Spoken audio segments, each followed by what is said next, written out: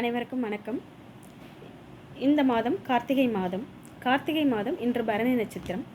நாளை கார்த்திகை தீபம். அண்ணாமலையாருக்கு மலை மீது கார்த்திகை தீபம் ஏற்றப்படுகிறது. இன்று நம் வீட்டு வாசலில் பரணி தீபம் ஏற்றுவோம். அண்ணாமலையார் கோவிலில் காலையில் ஏற்றுவாங்க, வீடியோ காலையில் ஏற்றுவாங்க.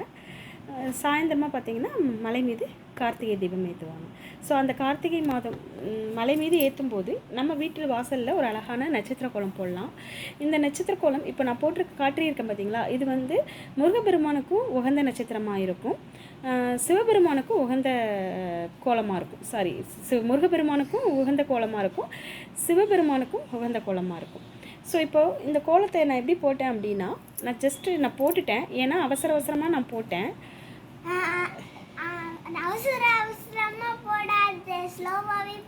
நான் போட்டுட்டேன்டா.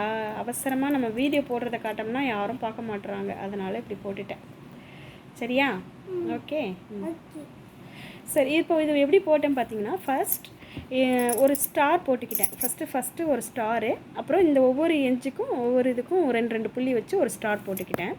ஸோ அதுக்கப்புறம் பார்த்திங்கன்னா மேலே ஒரு தாமரை, இந்த சைடில் ஒரு இலை மாதிரி போடலாம், இந்த மாதிரி ரவுண்டு மாதிரி நீங்கள் போடலாம். இந்த மாதிரி போட்டிங்கன்னா உங்களுக்கு அழகாக இருக்கும். வீட்டு வாசலில் கோலம் போடும்போது தாமரைக்கு ஒரு கலர், அந்த தாமரைக்கு நடுவில் ஒரு வளைவு இருக்குல்ல, அது ரெண்டு இருக்குது பார்த்தீங்களா, ஒவ்வொன்றுத்துக்கும் ஒவ்வொரு கலர், ஸ்டாருக்கு ஒரு கலர் போட்டிங்கன்னா ரொம்ப அழகாக இருக்கும்.